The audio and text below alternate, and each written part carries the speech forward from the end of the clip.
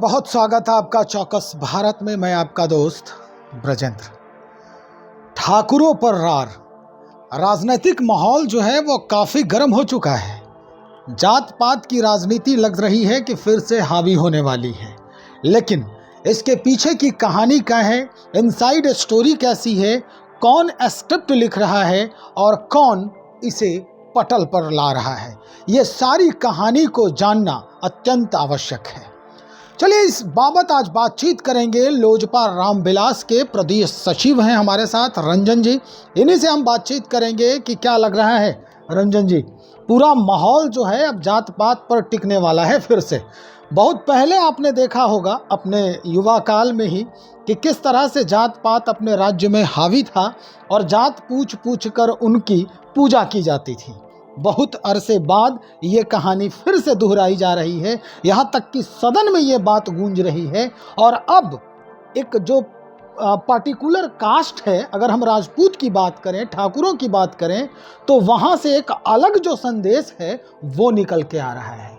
लालू जी ने सपोर्ट किया है और इस पर आनंद मोहन जो है खुद एक ठाकुर हैं, उन्हीं के दल में है उनका बेटा भी। वो कह रहे हैं आनंद मोहन कि भाई ये उचित नहीं है, आप हमें एक जगह के लिए मदद करते हैं लेकिन इसके बदले हम आपको कई जगहों पर मदद कर रहे हैं। इनको कहिए कि ये माफ़ी मांगे।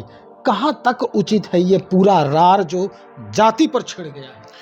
देखिए सर, पहले तो आपका बहुत बहुत धन्यवाद। Thank you sir.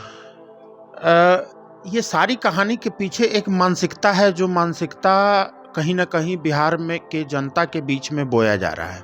मानसिकता क्या है कि जब से ये 2022 अगस्त 2022 से जब इनकी महागठबंधन की सरकार आई है, तब से आपने देखा होगा कि बिहार में अपराध का ग्राफ बढ़ गया, खासकर दलितों के प्रति अत्याचार बढ़ता चला गया।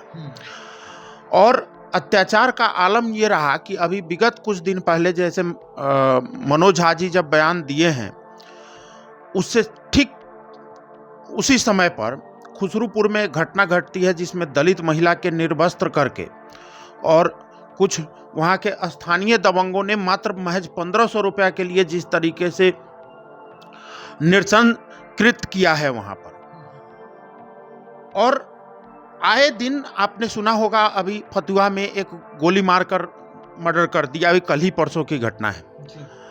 तो न जाने बिहार में अमूमन हर रोज ऐसी घटनाएं, हत्या, बलात्कार, दलितों अति पिछड़ों के प्रति उत्पीड़न, इस तरह की जो खेल है बिहार में चलता जा रहा है।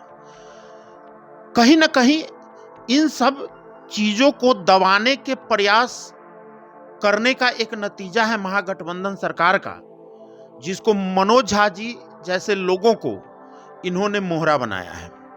मोहरा बनाकर इन्होंने सोचा कि ऐसा न राजपूत और ब्राह्मण के खेल को खेल दो कि ताकि ये जो पीछे की घटनाएं हैं जो जिसके लिए इनको ब्लेम किया जाए, वो ब्लेम इन पर ना जाए। ये मानसिकता है जिसके कारण इन्होंने ये सगुफा छोड़ा है। ये कोई ठाकुर और ब्राह्मण का लड़ाई नहीं है सर, नहीं है। जब आप धरातल पर जाएंगे तो मैं भी एक ठाकुर हूँ, एक राजपूत समुदाय से आता हूँ। हमारे घरों में, हमारे बचपन से हमें संस्कार सिखाया गया है कि ब्राह्मण हमारे लिए पूजनीय है। और ब्राह्मण का छोटा से छोटा बालक भी अगर हमारे यहाँ आता है तो हम लोग पैर धोकर और पैर पोंछकर और उनका आशीर्वाद लेते हैं। आज जितना सम्मान ब्राह्मणों को राजपूतों ने किया है, शायद उतना किसी जाति ने नहीं किया होगा, या करते भी होंगे तो उनमें कहीं ना कहीं राजपूत अग्रणी रहा है।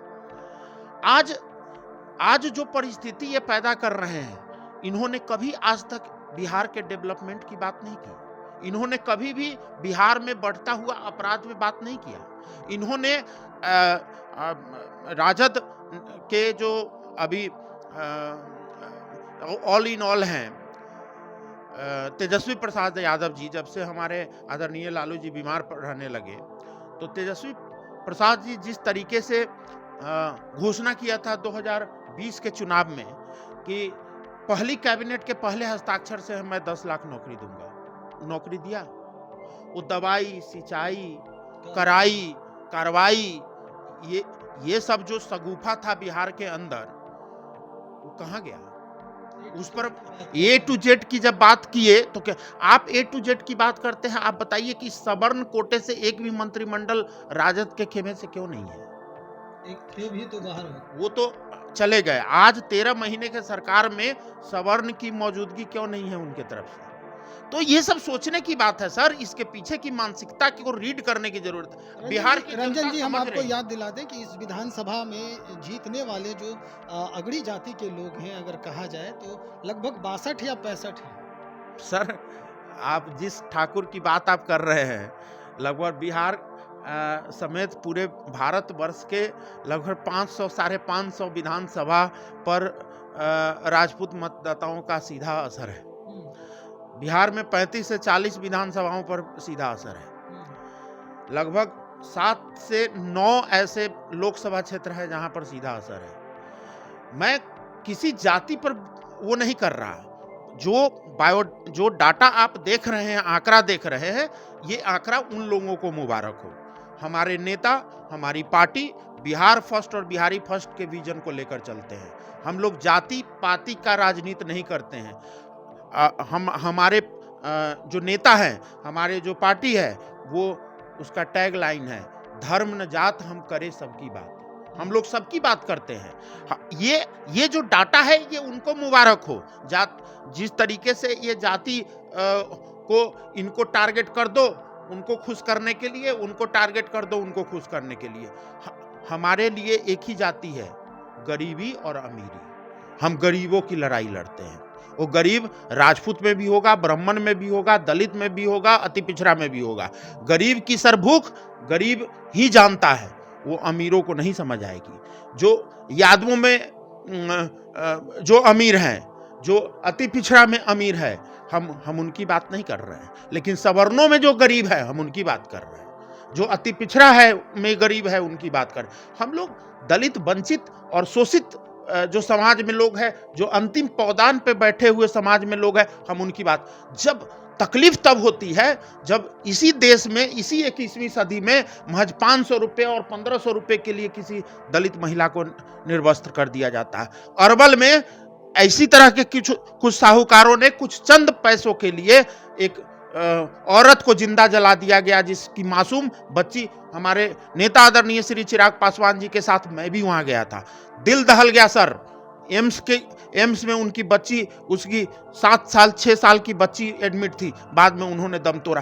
कभी इनकी भावना उनके लिए जगी? आज जिस तरीके से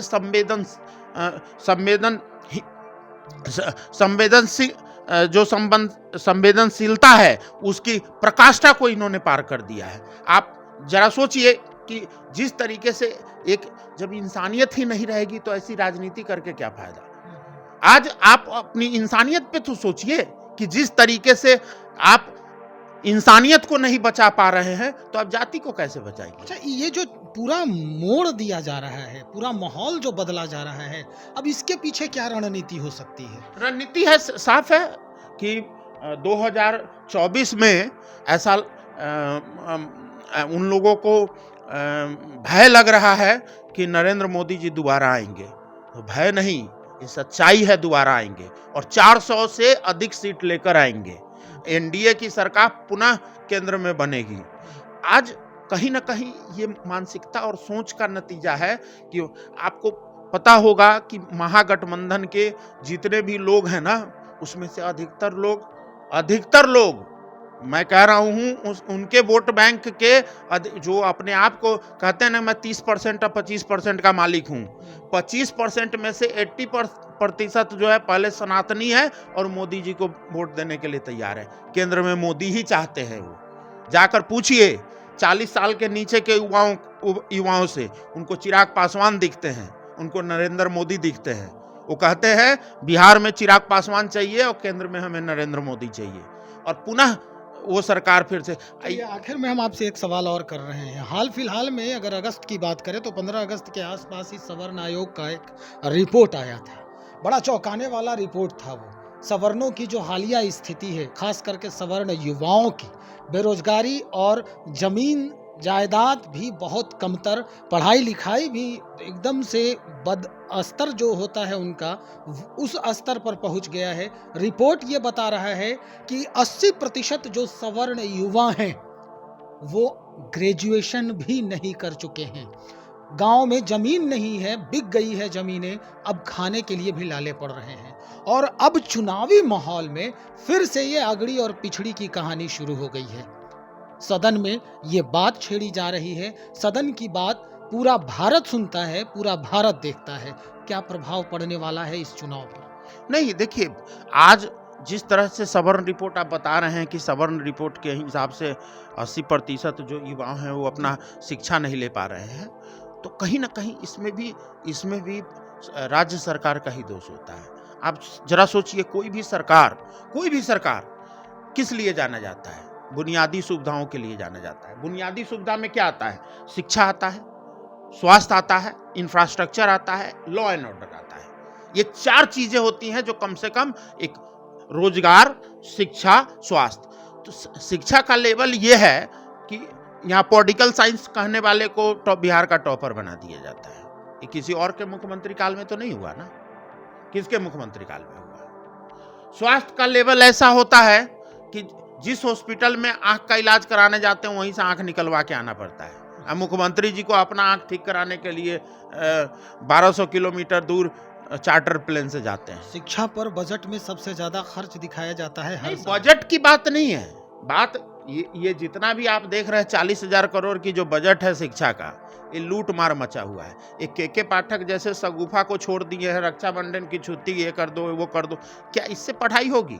आपने कभी सोचा है कि शिक्षकों को, अभ्यर्थियों को क्या हालात में वो लोग जी रहे हैं? जब वो अपनी मांगों को लेकर आते हैं तो उन पे लाठियां बरसा देते हैं, और जब वो अपनी हक की बात करते हैं, आधे टेंशन में, वो जितने भी शिक्षक है वो तो टेंशन में जी रहे हैं जी। वो टेंशन इस कदर बढ़ गया है राज्य सरकार को लेकर, सपने में भी अब अभ्यर्थियों और शिक्षकों को अब नीतीश कुमार जी दिखाई देते हैं।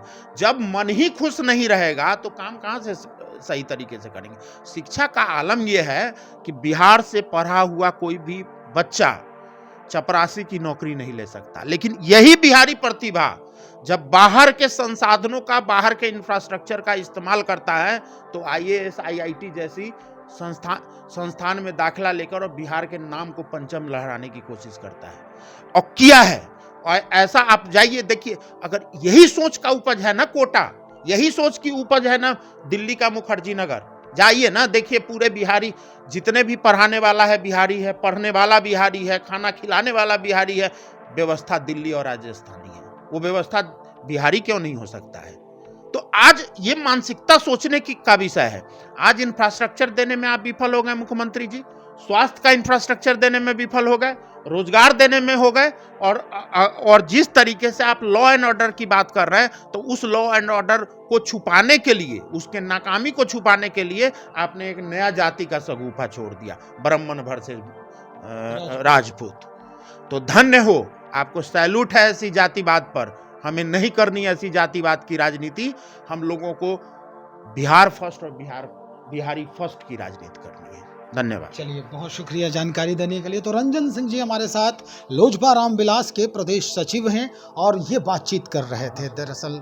दरअसल ये पूरा जो मसला है, ये पूरा जो माहौल बना है राज्य में, जो राजनीतिक माहौल जिसको हम कह सकते हैं, वो निश्चित तौर पर आने वाले आम चुनाव को लेकर ही बनाया जा रहा है।